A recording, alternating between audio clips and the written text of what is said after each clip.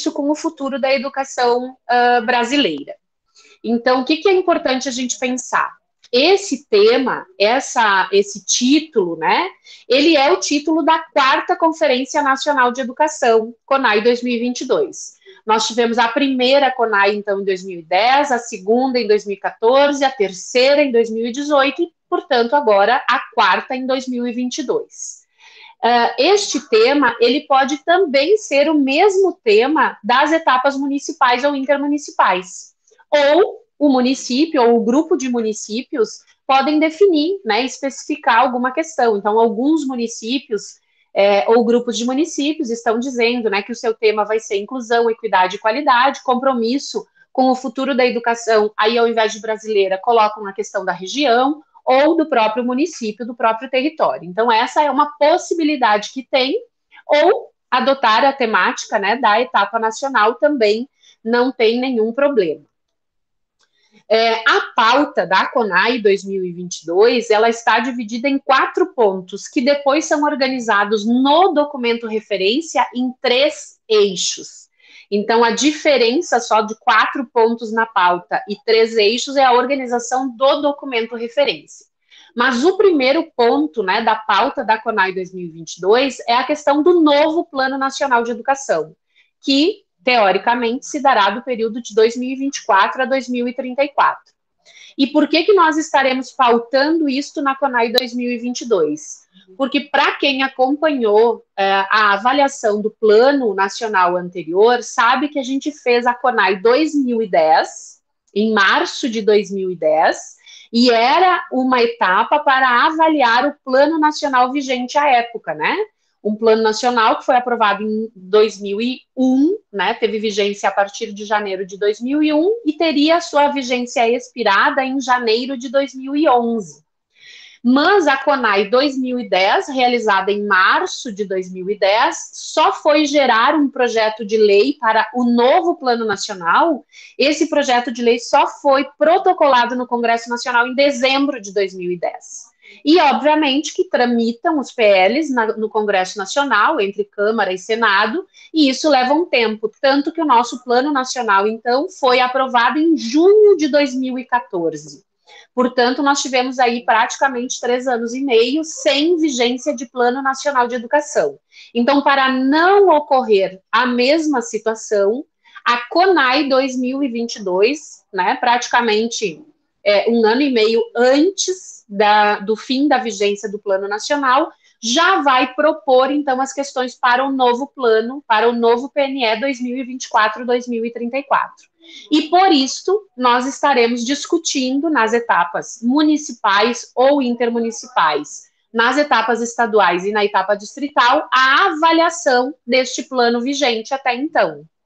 E aí nós vamos fazer, sim, a avaliação das 10 diretrizes, as 10 diretrizes do Plano Nacional de Educação vigente, né, que vai ter sua vigência expirada em junho de 2024, essas 10 diretrizes, elas estão no artigo da lei, elas não estão no anexo da Lei 13.005, que são as 20 metas e as estratégias.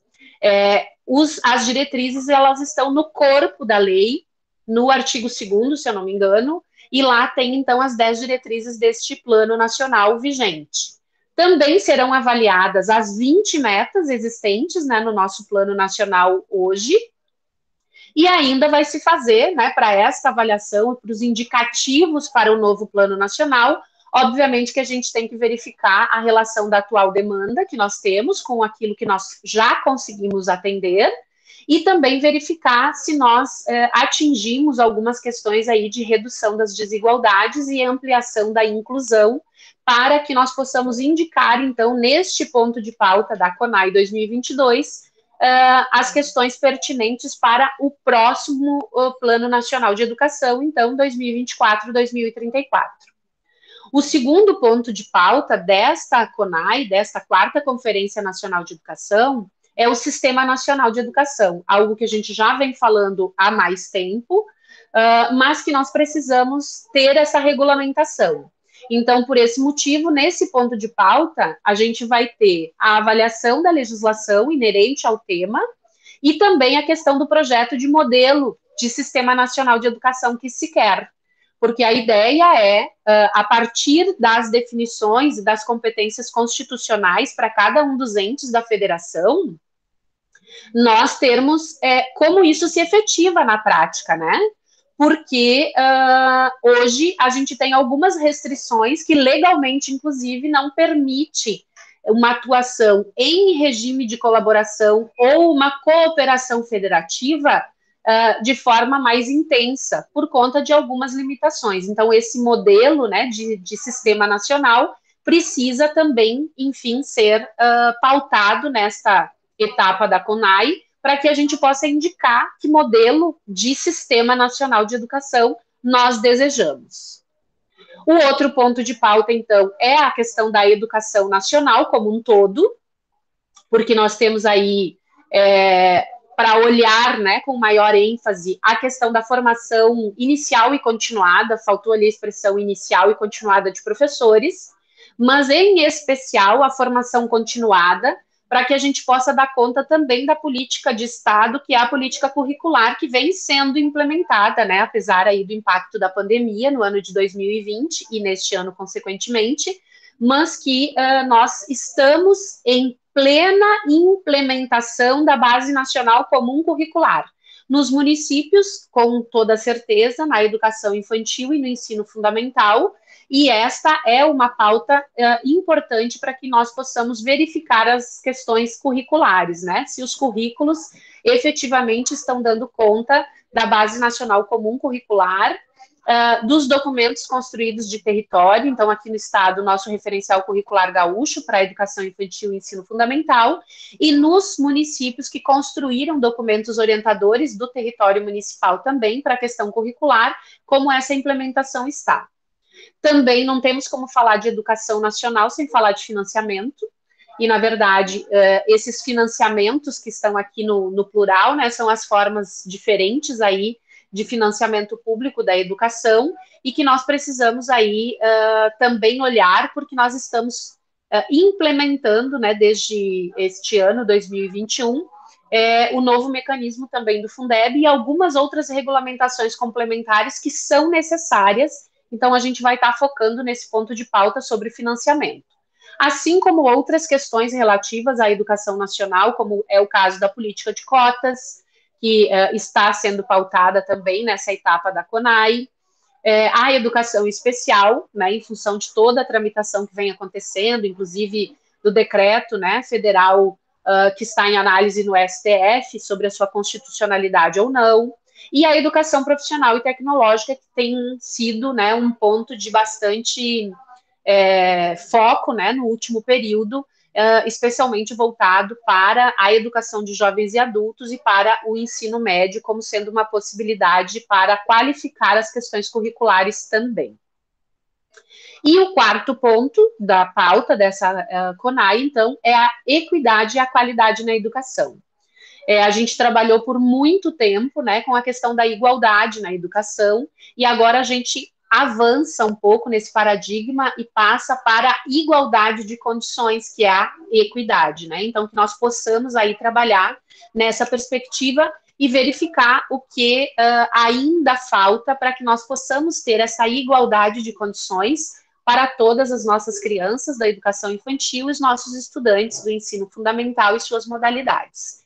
E alcançarmos, né, aquilo que todos aí trabalham, que é a questão da qualidade, né? Tá cortando o som para vocês?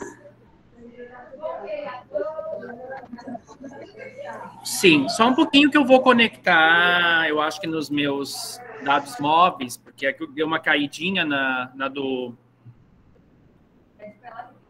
Tu pode... Só espera um pouquinho, eu vou conectar. Um minutinho. Daí depois tu só repete o quarto para nós, mas eu vou te dar o ok, tá, Márcia? Aguarda só um minutinho. Talvez a gente caia ligeirinho, mas a gente já volta.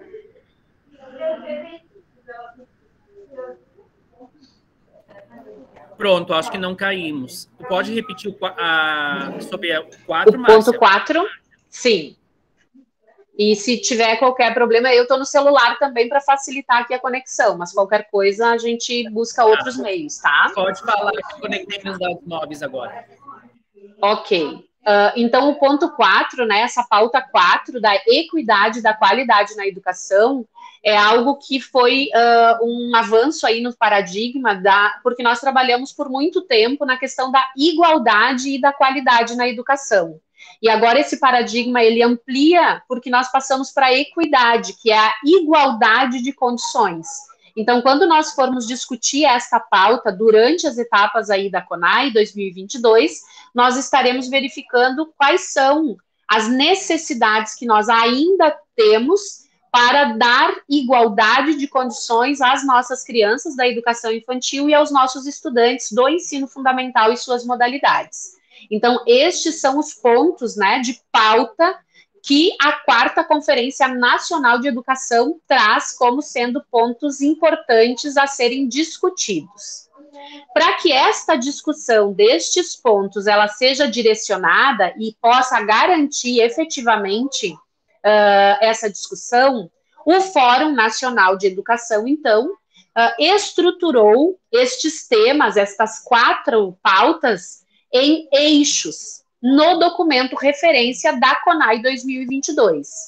E aí, estes temas, eles foram estruturados nestes eixos e subeixos para dar conta dessas questões de poder fazer a avaliação do Plano Nacional vigente, fazer também a avaliação da evolução da educação nacional em relação às metas nesse último período. Obviamente que em nível nacional, a ideia é avaliar do último ano, né, da Conferência Nacional 2018 até a próxima, que será 2022. Obviamente que no âmbito dos municípios, né, ou de grupo de municípios que vão fazer a sua etapa, nós estaremos avaliando esse último período da realização de etapa também no município, que é de 2018, normalmente que todos realizaram suas etapas municipais preparatórias para a CONAI 2018 ou 2017, porém, a gente não chega até 2022, obviamente, nós ainda estamos vivendo o ano de 2021.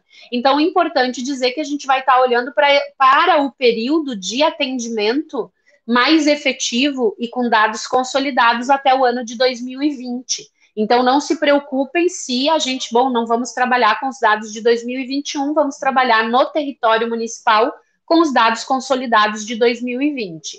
Mas a etapa nacional, esta sim, vai fazer este olhar um pouco maior, né, de longo prazo, aí de 2018 a 2022. Aí entram os eixos, tá? Aqui tá bem pequenininho a letra, enfim, mas esse material também fica para depois, né? Mas o eixo 1 vai dar conta, então, sobre a avaliação das diretrizes e metas do Plano Nacional vigente para fazermos os indicativos para o próximo Plano Nacional 2024-2034.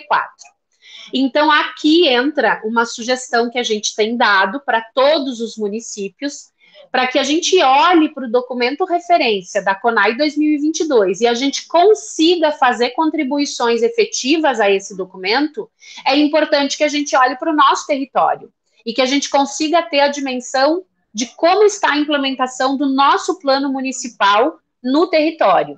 Então, mesmo que os municípios optem por uma etapa intermunicipal, a orientação que a gente tem dado enquanto Conselho Estadual, participando inclusive do GT, que está organizando orientações para todos os municípios do Rio Grande do Sul, é trabalhar nesta perspectiva, que eu não tenho como avaliar diretamente o Plano Nacional de Educação se a gente não olhar para o nosso plano municipal, se a gente não olhar para as necessidades, dificuldades, facilidades e desafios que a gente tem no território municipal. Então, por isso, a importância de avaliar o nosso plano municipal, para que a partir do nosso território, nós possamos fazer indicativos de por que a meta 1, por exemplo, do Plano Nacional de Educação não foi atingida no Brasil inteiro. Porque em alguns territórios municipais a gente ainda tem dificuldades desse atendimento, da ampliação do atendimento na idade de creche e na idade de pré-escola, que já deveria estar universalizado desde 2016. Mas para que a gente possa fazer contribuições a esta avaliação do Plano Nacional, a gente precisa entender como está a realidade no nosso município e na nossa região, para que então a gente possa fazer essas contribuições. Então, por isso que este eixo 1, que é o Plano Nacional de Educação 2024-2034, a avaliação das diretrizes e metas, nos seus 9 subeixos, porque são 9 subeixos, onde a gente vai falar desde a avaliação da evolução das políticas públicas, vai fazer a avaliação diagnóstica das diretrizes e das metas, vai falar sobre formação, sobre carreira, sobre valorização dos profissionais da educação, a interface, né, com as questões da inclusão, então a acessibilidade, direitos humanos, justiça social, enfim, a questão da equidade enquanto democratização do acesso, mas não só a democratização do acesso, que basicamente está mais ampliada e garantida, especialmente no ensino fundamental, mas a questão da permanência e da garantia da aprendizagem dos estudantes o mais adequado possível dentro da idade e do esperado para aquela idade. Vamos falar sobre a questão da Base Nacional Comum Curricular, da gestão democrática na escola pública, né, a questão da participação dos segmentos da comunidade escolar e ainda dos limites que são impostos aí, especialmente por esse período da pandemia. Então, importante para a gente fazer contribuições ao novo Plano Nacional que a gente olhe a nossa realidade e, por isso, o nosso indicativo de que este eixo ele trate, sim, do documento referência da CONAI, que tem que ser, é o objeto da etapa municipal ou intermunicipal, mas que como elemento que subsidia essa discussão, se faça também a avaliação do Plano Municipal de Educação, para que a gente tenha contribuições concretas ao novo Plano Nacional de Educação. O eixo 2 fala da escola para o futuro, né? Uma escola para o futuro, tecnologia e conectividade a serviço da educação. E este eixo está aí subdividido em 2 subeixos, falando um pouco do que é esta escola para o futuro. Então, que escola é essa que nós queremos para assegurar o acesso à inovação, às tecnologias, a uma oferta de uma educação à distância ou aberta, mas que venha para qualificar o que já se faz, não como substituição da escola que nós temos e que queremos que continue existindo. E também como seria a organização dessa escola do futuro? Quais são os referenciais curriculares, as práticas pedagógicas, como precisa ser a formação de professores, como deve ser a infraestrutura física das escolas e também a infraestrutura tecnológica para permitir a ampliação da conectividade, do acesso à internet, mas também aos dispositivos computacionais que são compatíveis com esta escola que se quer, tendo aí a questão da tecnologia e da conectividade a serviço da educação, e não em substituição à educação escolar que nós conhecemos. Então, este eixo 2, ele traz este foco de discussão, e que também está lá pautado no documento referência, e que são contribuições, então, que a gente vai ter como um ponto além da avaliação do plano nacional ou do plano municipal como ponto de partida. E o eixo 3, que eu considero um eixo também extremamente relevante, não que os 2 anteriores não sejam, mas é o que fala, então, da criação do Sistema Nacional de Educação. E observem, nós temos sistemas municipais de ensino, sistema estadual de ensino. Nós estamos falando de um Sistema Nacional de Educação.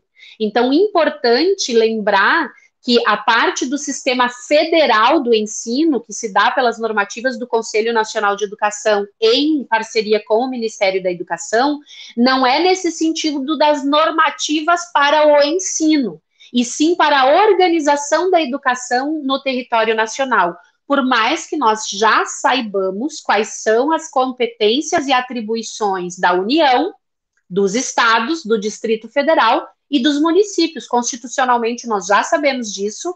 A LDB traz questões para os estados, municípios, para o Distrito Federal, enfim, para os sistemas de ensino, mas o Sistema Nacional de Educação é uma regulamentação sobre a ação em regime de colaboração e a cooperação federativa que estão dispostos na Constituição, mas que até hoje não foram regulamentados. Então, é importante que a gente possa olhar para este eixo, né, que vai falar da criação do Sistema Nacional de Educação, avaliando a legislação inerente a esse tema e também avaliando que modelo de Sistema Nacional de Educação que nós queremos, que nós desejamos para efetivar essa escola do futuro e, sobretudo, para efetivar as diretrizes e metas e estratégias propostas no atual plano e no próximo, que vai provavelmente incorporar muitas das metas que ainda não foram atingidas e talvez definir a ampliação de alguns indicadores. E aí, por esse motivo, este eixo 3 também tem 3 sub-eixos. Um que vai falar especialmente do Plano Nacional de Educação como sendo o articulador desse sistema nacional, porque o Plano Nacional ele é uma política de Estado, prevista lá no artigo 214 da Constituição Federal, e, portanto, ele nos dá o fio condutor de todas as ações educacionais em diferentes âmbitos e esferas administrativas. Então, é o Plano Nacional de Educação que é o articulador do Sistema Nacional de Educação. Mas, para isso, nós precisamos instituir este Sistema Nacional de Educação efetivamente, propor essa democratização, propor a questão da cooperação federativa, falar das possibilidades de parcerias público-privadas e também indicar como que nós vamos avaliar e regular o funcionamento desse Sistema Nacional de Educação. Ainda temos que falar, sim, né, como a gente sabe que a educação sozinha não vai conseguir resolver todas as situações, né, que a nossa sociedade brasileira precisa ter um olhar, mas então vai falar dessa intersetorialidade. Como que a educação precisa estar articulada com a cultura, com a ciência, com o trabalho, com o meio ambiente, com a questão da inovação e da tecnologia, para dar conta dessas necessidades da nossa sociedade a partir do olhar da educação, mas que sozinho não vai conseguir fazer tudo isso. E, obviamente, que aí vai entrar como terceiro sub-eixo a questão do financiamento da educação.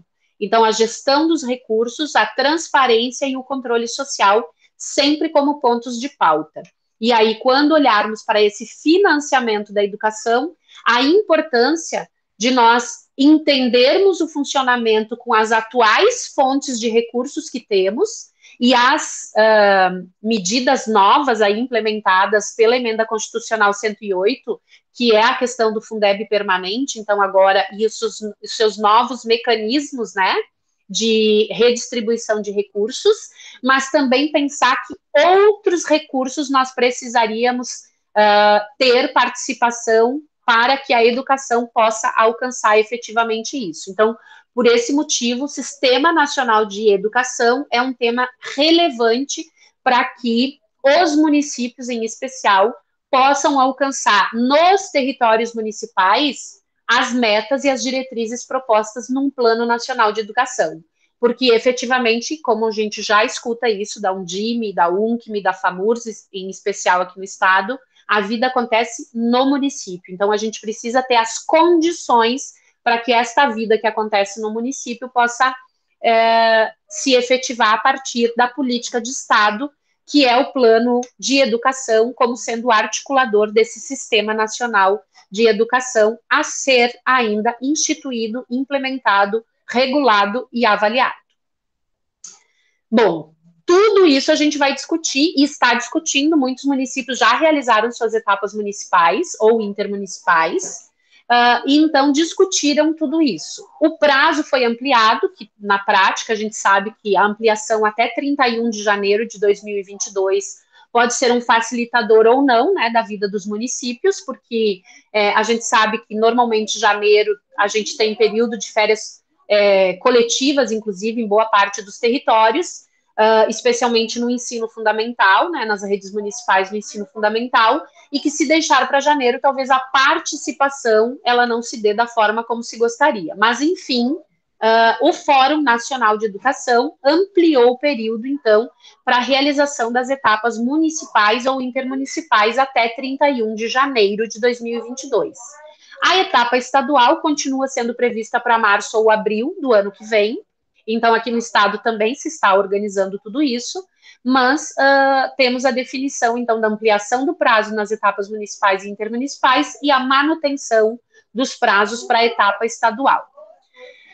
Se sugere, né, que possam ser feitas conferências preparatórias ou chamadas de conferências livres também para discussão dos temas. Então, quando os municípios, né, as secretarias municipais, individualmente ou em parceria, né, nos territórios regionais, fazem discussões sobre temáticas da CONAI, sobre questões, podem considerar estas formações como sendo uma etapa preparatória para a CONAI 2022 ou uma conferência livre, né? Então, pode ser chamado e pode computar aí dentro da organização dos municípios, em termos de comunicação, em termos de mobilização social e também espaço de formação, esta questão. E, obviamente, que o indicativo, uma vez que ainda nos encontramos em período de pandemia, né, em calamidade pública de saúde, preferencialmente que estas etapas, enfim, que estas atividades, elas ocorram de forma virtual para resguardar aí os protocolos de segurança sanitária. As orientações, então, gerais, elas estão dadas pelo Fórum Nacional de Educação, e nos estados e no Distrito Federal, a ideia é que o Fórum Estadual de Educação possa dar também orientações para o território estadual, inclusive para a realização das etapas municipais e intermunicipais, a partir do que o Fórum Nacional de Educação já deliberou. O nosso Fórum Estadual de Educação, ele está sendo reconstituído, né? A gente tem tido essas informações, inclusive a Undime, né, participa de um grupo de trabalho que foi criado especificamente para essa temática, né, com base lá no artigo 5º do Plano Estadual de Educação, da Lei do Plano Estadual de Educação, a Lei 14.715, se eu não me engano, que define que a organização de tudo isso, ela se dá pela Secretaria de Educação do Estado, pela Undime, UNCME, Conselho Estadual de Educação, Comissão de Educação da Assembleia e o Fórum Estadual de Educação.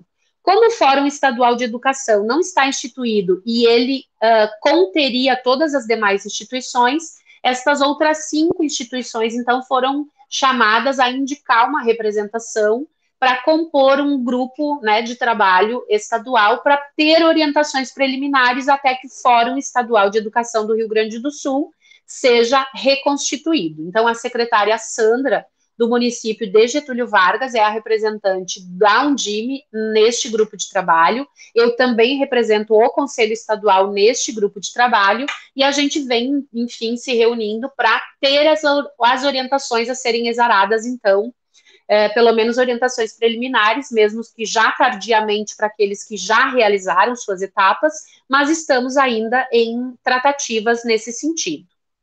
E no âmbito dos municípios, a gente diz que quem coordena, quem organiza, quem dá todas as orientações é a instância do Fórum Municipal de Educação, para aqueles municípios que já criaram essa instância como uma instância permanente de discussão da política educacional no território. Ou então, para alguma instância equivalente a este Fórum Municipal de Educação. E a gente sempre indica que envolvam a Secretaria e o Conselho, porque, inclusive, nas orientações do Fórum Nacional de Educação, no documento orientador para as etapas estaduais, municipais ou intermunicipais, sempre se diz que quando não houver, né, a instituição dessa instância do Fórum Municipal de Educação, ou houver desinteresse desse fórum municipal ou estadual para organizar a conferência, é igualmente necessário que outros integrantes do município ou do estado assumam essa atribuição, considerando aí que a inércia, né, pode atrapalhar, e que a gente possa permitir, né, que as pessoas discutam a educação como sendo, sim, prioridade.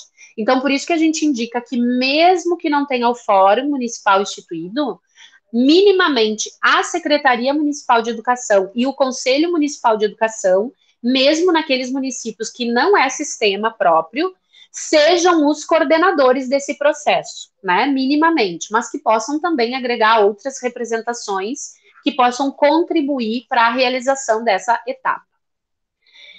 Quem que participa? Tá? Aqui é importante a gente pensar quem participa. Participa todo mundo envolvido com educação, direta ou indiretamente. Então, minimamente, a gente precisa ter representação de todos os níveis, etapas e modalidades de ensino, da esfera pública e da iniciativa privada. Então, eu preciso ter, na participação da etapa municipal ou intermunicipal, representantes da educação infantil, do ensino fundamental, do ensino médio, da educação do campo, indígena, quilombola, da educação de jovens e adultos, da educação especial, da educação profissional e tecnológica, da educação à distância, enfim, de todas as modalidades. E também da educação superior, seja da graduação ou da pós-graduação.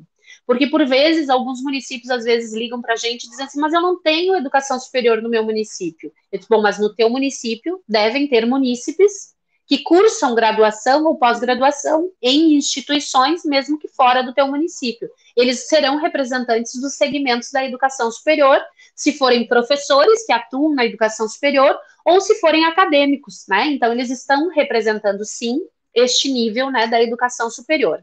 Então, é importante a gente lembrar que eu preciso ter representação de todos os segmentos da comunidade escolar, de todas as etapas, níveis e modalidades de ensino. Então, educação básica como nível e educação superior também como nível, mas as suas etapas, né? Educação infantil, fundamental e médio, a questão da graduação e pós-graduação e todas as modalidades que isso envolve. Então, é importante que a gente possa oportunizar essa participação. E a gente tem uma regra definida, não por nós aqui no nível do Estado, mas pelo Fórum Nacional de Educação, que a ideia é que do total de participantes da etapa, né, municipal ou intermunicipal, a gente tenha a garantia de que no mínimo 2/3 sejam de representantes dos segmentos e 1/3 representantes de setores. E aí vocês podem perguntar, mas qual que é a diferença de setor e de segmento? Lá no documento orientador do Fórum Nacional de Educação, a gente também tem os segmentos sociais, ou segmentos somente tratados como segmentos, são aqueles vinculados diretamente às etapas, níveis e modalidades da educação. Então, são gestores dos sistemas de ensino, das instituições de ensino, trabalhadores em educação, né, tanto do público quanto do privado, né, professores, né, pais de estudantes, responsáveis pelos estudantes, os próprios estudantes, enfim, é aquilo que a gente diz que é a nossa comunidade escolar ou acadêmica, porque a gente envolve a educação superior também. Então, diretor de escola, coordenador pedagógico, professor, secretário municipal, dirigente municipal, equipe da secretaria, está dentro desse segmento, né, considerado aqui representantes dos segmentos sociais ou dos segmentos, né, da educação diretamente. E representantes de setores, aqui está entre aspas, são delegados por indicação. Então, são aquelas organizações da sociedade civil no âmbito do território que vão indicar pessoas para participar das etapas, né? A gente tem isso regimentalmente já definido pelo Fórum Nacional de Educação. Quem são os representantes dos setores que deverão ser indicados para a etapa nacional e para a etapa estadual? Então, analogamente, a gente entende que estas representações, elas podem ser oriundas dos municípios. Então, são indicações dos movimentos de afirmação da diversidade, das articulações sindicais, da comunidade científica, as organizações do campo, organização sindical, enfim, entidades municipalistas, né, comissão do legislativo, enfim, todas essas outras organizações que têm uma vinculação com a educação, mas de forma mais indireta, porque não são os segmentos voltados para a gestão da educação, seja ela pública ou privada, de educação básica ou de educação superior diretamente. Então, essa é a diferença entre os segmentos e os setores. E, normalmente, dos setores, é aquela organização, né, que faz a indicação de quem vai participar, certo? Mas tem que seguir os procedimentos que a etapa prevê. E um outro alerta que a gente faz também é que desse total de participantes, garantindo que 1/3 seja de setor e 2/3 sejam dos segmentos, que esses segmentos também a gente possa atender uma outra proporcionalidade, que é garantir desse grupo maior que 50% deles sejam representantes da educação básica, 20% da educação profissional e 30% da educação superior. Então, fazendo aqui uma conta simples, que eu tivesse lá 10 pessoas para ser esses 2/3 de representantes dos segmentos, eu tenho que ter 5 pessoas que sejam da educação básica, 2 que sejam da educação superior, da educação profissional, e 3 que sejam da educação superior. Lembrando que esse conjunto precisa ser do público, do privado e dos diferentes segmentos, gestores, professores, né, trabalhadores, famílias, pais, responsáveis e os próprios estudantes. Então, é importante que a gente possa lembrar isso. Então, a participação, ela também tem esse regramento para a gente chegar depois, lá no final, e ter a escolha dos delegados que vão representar o município ou o grupo de municípios na próxima etapa da CONAI, tá? Que a gente já vai chegar lá. Então tá, falamos do tema, falamos da pauta, falamos dos documentos, mas efetivamente o que a gente tem que fazer? Antes da etapa municipal ou intermunicipal, que a gente vai precisar tomar essa decisão, o que a gente precisa fazer? A gente precisa divulgar o documento referência da CONAI 2022. Junto com o documento referência, eu sempre indico que já encaminhe o regimento da etapa nacional, porque ele já é um parâmetro do que as pessoas interessadas, né, vão poder fazer. Elaborar e divulgar o relatório de avaliação do plano municipal, então, para que a gente possa ter contribuições mais concretas ao eixo 1 da CONAI 2022, o nosso entendimento é de que haja o relatório de avaliação do plano municipal de educação. Obviamente que na etapa municipal isso fica garantido, né, de forma mais clara. Quando eu realizo uma etapa intermunicipal, lá na etapa intermunicipal a gente não vai ter condições de fazer a avaliação do relatório de avaliação dos planos de cada um dos municípios. Mas se isso for feito preliminarmente no território municipal, as pessoas já terão as contribuições encaminhadas para o documento referência, especialmente no tocante ao eixo 1, para que a gente possa direcionar essas contribuições. Também, antes da realização da etapa, é importante orientar, já ter isso definido, como que as pessoas vão poder participar e quais são as formas que elas vão poder contribuir aos documentos, seja no âmbito municipal ao relatório de avaliação do plano, ou seja, ao documento o documento referência da CONAI 2022. Então, a gente vai poder fazer emendas. O regimento da etapa nacional diz que a gente pode fazer emendas ao documento referência. Essas emendas podem ser aditivas, podem ser supressivas ou podem ser substitutivas. Mas como que eu faço isso? Eu mando para quem? Para onde? Isso precisa estar orientado antes da etapa. Se eu tenho esse período de contribuições aos documentos, divulguei os documentos antes, tenho período de contribuições, então a gente tem um formulário na internet, ou a gente tem um e-mail que as pessoas vão poder mandar as contribuições, eu vou precisar sistematizar essas contribuições para que eu possa dar sequência à realização da etapa.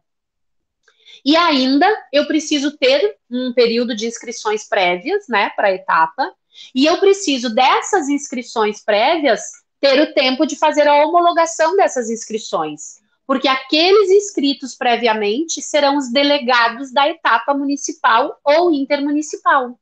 Então, se eu seguir as orientações, eu fiz a minha inscrição dentro do tempo, eu sou representante de segmento ou de setor indicado, e eu fiz a minha inscrição, eu estou apta a ser delegada da etapa municipal ou da intermunicipal. Então, eu preciso ter essa divulgação, né, para que as pessoas saibam que elas são as delegadas, então, da etapa municipal ou intermunicipal.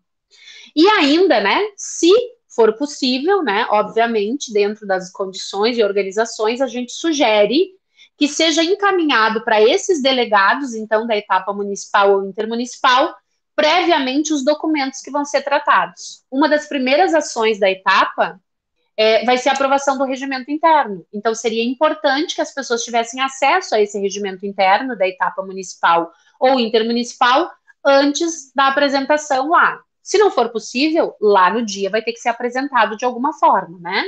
Também os documentos sistematizados, aquele do documento referência da CONAI 2022, com as contribuições já recebidas, então a gente orienta que o documento referência da CONAI, ele possa ser organizado em colunas, né? Por parágrafos, a gente fazer uma tabela, vamos pensar assim, onde eu tenho minimamente 2 colunas. A coluna do texto original e a coluna das sugestões que vieram, com as emendas, né? Sejam elas aditivas, supressivas ou substitutivas. E aí eu já tenho essa sistematização destas contribuições. Por que eu falo que isso deve ser feito previamente, gente? Porque às vezes vem lá, a Márcia sugere uma contribuição lá para o texto, e a sugestão da Márcia é uma ilegalidade, é uma questão inconstitucional ou ilegal. Então, eu já não vou poder encaminhar essa contribuição da Márcia para a discussão na conferência, porque ela incorre numa ilegalidade. Então, eu não vou colocar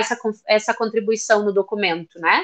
Por isso que a gente diz que, previamente, as contribuições, elas devem ser sistematizadas. Porque a gente já diz que aquilo que for ilegal, que não existir fundamentação para estar, não vai nem para esse documento sistematizado depois, porque daí aquilo que for contribuição válida deverá ser votado na conferência para permanecer ou não alterando o texto original do documento referência da CONAI ou até mesmo do relatório de avaliação do Plano Municipal de Educação nos municípios que realizarem em conjunto para poder dar uma concretude no eixo 1. Então, se puder encaminhar previamente para os delegados homologados esses documentos que serão trabalhados na etapa municipal ou intermunicipal, é o ideal. Não podendo, esses documentos deverão estar disponíveis durante a etapa, certo? Bom, durante a etapa, a gente tem que definir, gente, um período de credenciamento dos delegados que foram homologados, que foram inscritos previamente, né, tanto dos segmentos quanto dos setores e que foram homologados. Por quê? Porque eu preciso divulgar esse número. Então, eu organizei uma etapa municipal ou intermunicipal para 100 pessoas, mas se credenciaram apenas 80. Então, mesmo que estavam homologadas 100 inscrições, se no credenciamento só foram 80, esse é o meu número para o cômputo de qualquer tipo de cálculo que eu tenha para fazer. Porque a gente tem lá que emendas que forem aprovadas por maioria, elas são incorporadas ao documento. Emendas que não foram aprovadas por maioria, ou que tiver dúvida, ou que tiver qualquer empate, vão para a plenária final e etc. Para saber sobre esse empate, sobre ter alcançado a maioria, que é 50% mais um ou não, eu preciso saber quantas pessoas estão aptas a votar. E se são só 80, eu não vou poder fazer esse parâmetro de 100 pessoas inscritas, porque só foram credenciadas 80. Então, toda a etapa, toda a atividade dentro da conferência municipal ou intermunicipal que exigir votação, a gente precisa anunciar no início da atividade quantos delegados estão credenciados e presentes. Por isso que é importante a gente pensar no período do credenciamento, que normalmente é no início, né, da conferência, fez a abertura, se define lá meia hora, 1 hora para o credenciamento, ou seja, para eu dizer que eu estou presente e eu estou apta a votar. E também no início das atividades, nas plenárias de eixo, né, enfim, ou na plenária final, para poder dizer que eu estou credenciada, porque eu me credenciei lá no começo, mas eu estou presente. Então, para a questão do cômputo aí da votação. Então, por isso que esse número é importante a gente, durante a etapa, sempre divulgar. A etapa em si, ela é organizada com algumas questões metodológicas que o Fórum Nacional de Educação orienta para a gente. Então, eu botei ali dentro do balãozinho ali cheio de pontas, né? Não esquecermos do credenciamento, porque o credenciamento ele se dá durante a etapa. Então, eu defino lá no regimento interno como que vai se dar esse credenciamento e como vai se dar o registro, né, da participação das pessoas. Porque se for presencialmente, eu posso dizer que é frequência, mas se for não presencial, eu faço um controle de participação. Porque, embora a gente diga frequência, né, mas a frequência pressupõe a presencialidade ali, todo mundo no mesmo lugar. Mas as etapas metodológicas que se indica pelo Fórum Nacional é que a gente tenha uma solenidade de abertura, ou seja, né, que a gente tenha aquele momento que a gente possa, mesmo em tempos de pandemia, garantir uma questão de apresentação cultural e também aquela fala das autoridades, né, aquelas falas institucionais para marcar a importância desse momento, que é um espaço de discussão da educação no território. seja esse território um município, seja esse território uma região ou um grupo de municípios. Também é no início da conferência que a gente faz a apresentação e a aprovação do regimento interno. Quem coordena esse momento é o Fórum Municipal de Educação ou aquele grupo coordenador, aquela instância equivalente ao Fórum Municipal de Educação. E eu botei esse retângulo azul porque isso eu posso fazer no mesmo momento, no mesmo dia, né, num horário, um sequência do outro. Então, eu posso fazer isso junto, não preciso fazer um momento só para isso e outro momento só para aquilo, porque eu posso pensar isso em dias, tá? Ou em turnos de trabalho, ok? Um outro momento importante indicado pelo Fórum Nacional de Educação é que a gente possa ter salas virtuais ou palestras para situar os temas, os eixos e subeixos. E as plenárias de eixo, que vai deliberar, então, sobre aquele eixo específico, né? Então, aqui eu também botei um retângulo vermelho, dizendo que esse momento ele pode ser junto. Eu posso organizar apenas plenárias de eixo, sendo que no início da plenária eu faço o convite para alguém, para um professor, para uma pessoa que sabe daquele eixo e que ele possa falar. Então, por exemplo, convidar alguém para falar do eixo 1. O eixo 1 é a avaliação do Plano Nacional. Então, que possa situar, que fale sobre os 9 subeixos, etc. E depois eu já vou direto para a votação do documento referência da CONAI sobre o eixo 1. A mesma coisa para o eixo 2 e a mesma coisa para o eixo 3.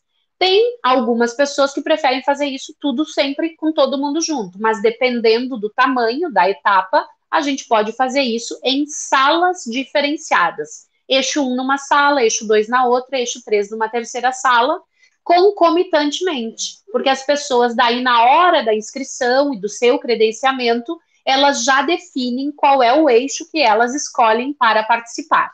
Se fizer todo mundo junto, então vai ter que ter um momento para dar conta de discutir os 3 eixos juntos. O que no meu entendimento, daí a Márcia, bem particularmente falando, eu entendo que isso já é uma espécie de plenária final ao mesmo tempo, mesmo que a gente defina cada um dos eixos.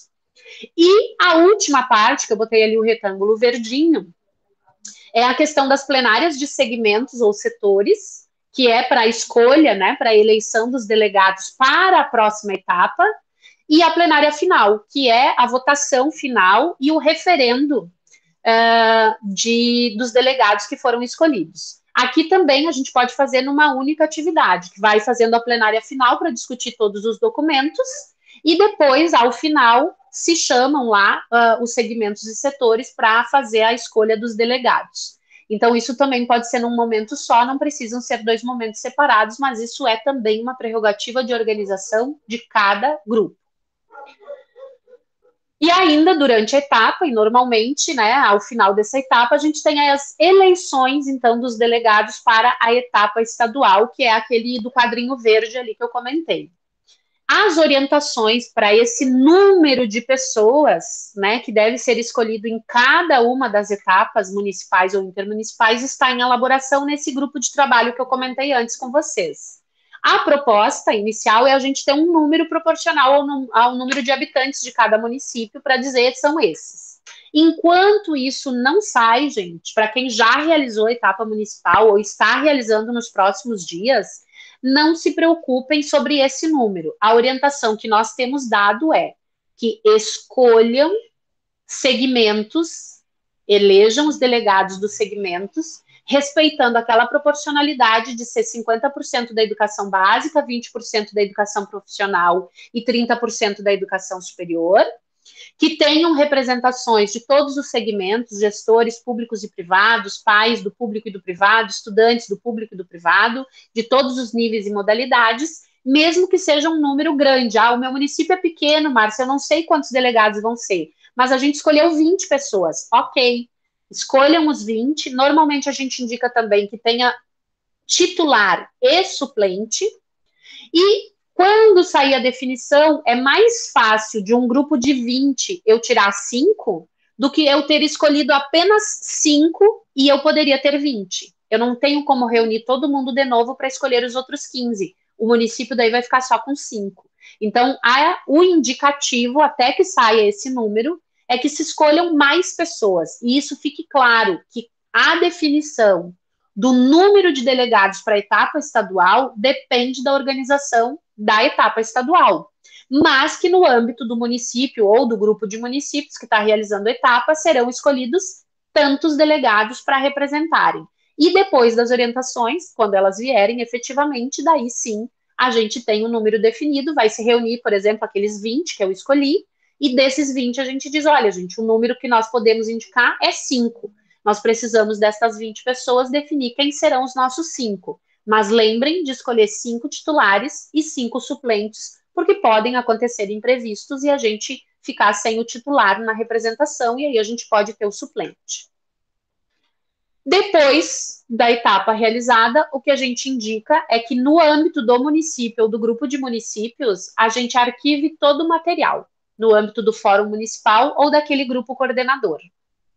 As inscrições, as homologações, os textos, as contribuições, mesmo aquelas que vão ficar nos anais, que a gente diz, ficam todos os registros, mas não são aquelas que foram para discussão. O relatório final da conferência. O que é o relatório final? É a lista de presença de quem participou, né, ou a confirmação de participação. É o relatório daquilo que foi aprovado na plenária final, né, quais são as contribuições que vão para a próxima etapa, enfim, é todo o material. E aí, desse material todo, a gente tem uma parte que vai para o Fórum Estadual e para o Fórum Nacional. Que parte é essa? Aquele relatório onde as contribuições ao documento referência foram aprovadas. Então, estas contribuições que foram aprovadas na plenária final, esse relatório vai para o Fórum Estadual e para o Fórum Nacional, assim como o relato lá, a lista dos delegados que foram eleitos, enfim, homologados na etapa, na plenária final, para a próxima etapa, que é a etapa estadual. No nosso caso, vai para... Eu já estou terminando, Diego. Então, esse é o material que a gente tem que guardar e depois encaminhar para o Fórum Estadual e para o Fórum Nacional.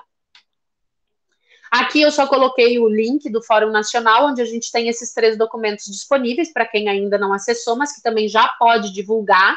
Para quem não realizou sua etapa ainda, pode divulgar isto, que é basicamente a gente ter acesso ao regimento interno da CONAI 2022, então do Fórum Nacional de Educação, e o documento referência para as pessoas já irem se apropriando. Então, neste link a gente encontra esses 3 documentos. O documento Orientações para as Conferências Municipais e Intermunicipais não está atualizado no site, porque a data já alterou e continua lá 31 de outubro, tá? Então, esse documento, mas os outros 2 a gente encontra ali, pode disponibilizar o link também para que as pessoas já se apropriem, né, desse documento referência da CONAI 2022, que é o mais importante, mas que também já deem lá uma espiadinha no regimento interno da CONAI, porque os regimentos internos das etapas municipais, intermunicipais, estadual, distrital, ele tem como referência o documento, o regimento interno da etapa nacional.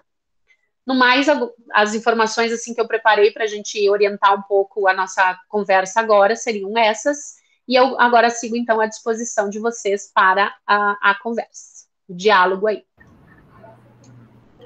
Obrigado, Márcia. A secretária Mara, que entrou aqui também na sala, ela vai coordenar as perguntas, então, tá? Se alguém tiver perguntas também, pode ir encaminhando para a Mara, tá? Bom dia, Márcia. Tudo bem? Bom dia, secretária Mara. Tudo bem? Sempre um prazer ouvi-la e contar com as tuas contribuições tão valiosas para a gente. Eu tenho 2 perguntas já elaboradas pelos nossos colegas, né? A primeira pergunta do nosso secretário Odilar, da MUPLAN, onde ele questiona: como seria o Sistema Nacional de Educação diante de tamanha diversidade nacional e dificuldades de cooperação federativa? Qual seria o papel do MEC neste contexto?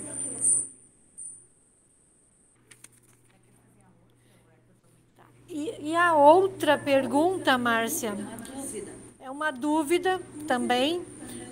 Comportaria no eixo 3, subeixo 3 também, implementar a lei do piso nacional?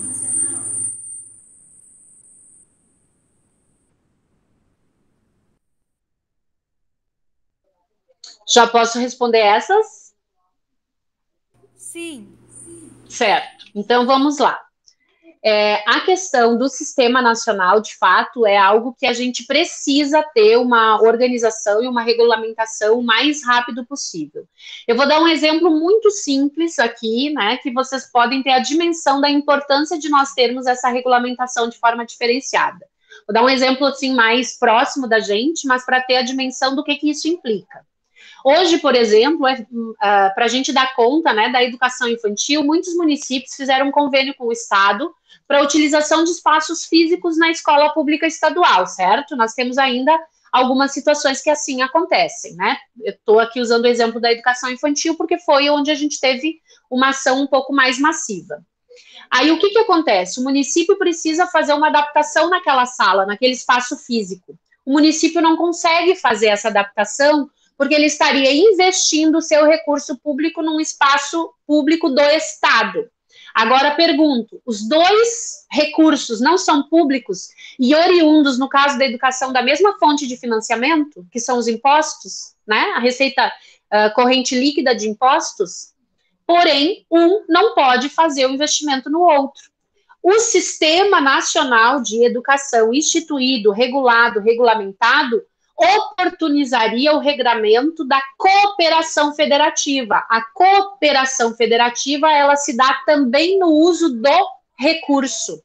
Então, esse exemplo bem simples que eu estou trazendo aqui é algo que contribuiria para a gente eliminar hoje algumas barreiras legais que a gente enfrenta para fazer ações em regime de colaboração. Por isso que às vezes eu brinco que a gente está às vezes mais no regime do que na colaboração, porque eu não posso isso, não posso aquilo, não posso aquele outro. Mas a gente gostaria de fazer, teria interesse de todas as partes para que isso acontecesse. Então, a diversidade, né, desse país de dimensão continental que a gente tem, com diferentes necessidades, né, enfim, o Sistema Nacional de Educação, ele auxiliaria muito no regramento de algumas ações que a gente já faz, mas que a gente poderia aperfeiçoar isso. A gente conhece ações muitas no regime de colaboração, como a formação de professores, por exemplo. Né? A gente faz a formação de professores, já faz em parceria, o município realiza e abre para todo mundo, inclusive para as instituições privadas, afinal, a educação, ela acontece no município, né? E como dirigentes municipais de educação, nós somos os coordenadores da política educacional desse território, então é importante fazer isso, e por isso que neste Sistema Nacional de Educação, a gente estaria escrevendo quais são as responsabilidades de cada um, qual é a responsabilidade do governo federal por meio do MEC e seus órgãos vinculados. O que eles vão fazer, qual é a responsabilidade deles na execução das ações lá da política efetivamente. A gente tem, por exemplo, na Constituição federal e também na estadual, que a educação infantil ela também se dá em regime de colaboração, em assistência técnica e financeira, mas a gente, na prática, ouve o seguinte, bom, a educação infantil é competência exclusiva do município, então o município tem que se organizar, mas a gente poderia ter esse regramento, né, mais detalhado sobre o que é o Sistema Nacional, quais são as competências, e mais do que as competências que a gente já sabe de cada um dos entes, qual seria a contribuição de cada um dos entes na realização dessas competências. Isto regulamentaria a cooperação federativa.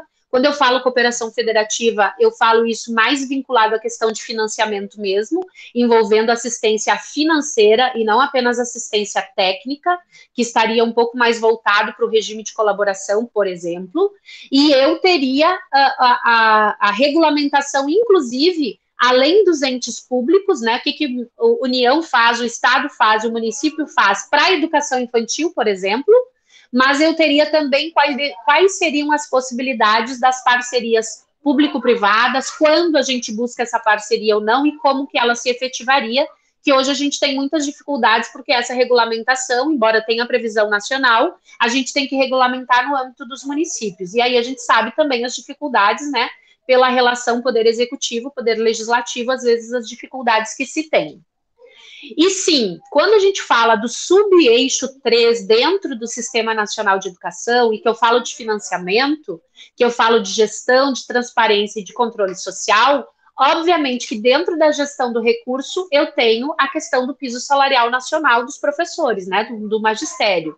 A Lei 11.738, lá de 2008, que teve ação direta de inconstitucionalidade, mas que foi considerada constitucional a partir de 2011, e que a gente teve aí que correr atrás da máquina para poder dar conta disso, e que ainda hoje a gente tem algumas discrepâncias em relação à atualização do valor desse piso, que está sendo indicado para o Conselho Nacional fazer, o Conselho Nacional não se sente também competente para isso. Então, a gente teria todos esses regramentos a partir daquilo que a gente já tem dado na Constituição. Então, o Fundeb vai entrar aí, a questão do Fundeb, pagamento de pessoal, e pagamento de pessoal vinculado à questão do cumprimento do piso, que não envolve só salário, envolve carreira e envolve também a questão do cumprimento da carga horária com e sem interação com os estudantes. Então, são vários fatores que tem aí, mas o entendimento que se tem é que este Sistema Nacional de Educação sendo instituído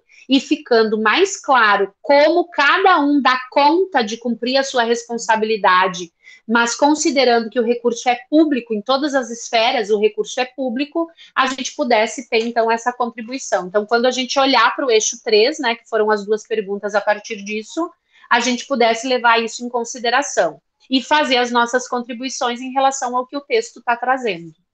Não sei se ajudei ou não. Márcia, certamente você contribuiu muito para muitas dúvidas que a nossa equipe aqui tinha, né? Na sua apresentação muitos já foram eliminando, já não preciso mais perguntar, já está resolvido, já foi esclarecido. Você é muito objetiva, acho que foi super esclarecedora a sua fala. Muitíssimo agradecidos por você estar aqui. Nós estamos aqui com o auditório bem cheio, vamos virar depois para você ganhar um aplauso. Peraí, Diego, posso mexer? Dá uma levantadinha. E... um aplauso.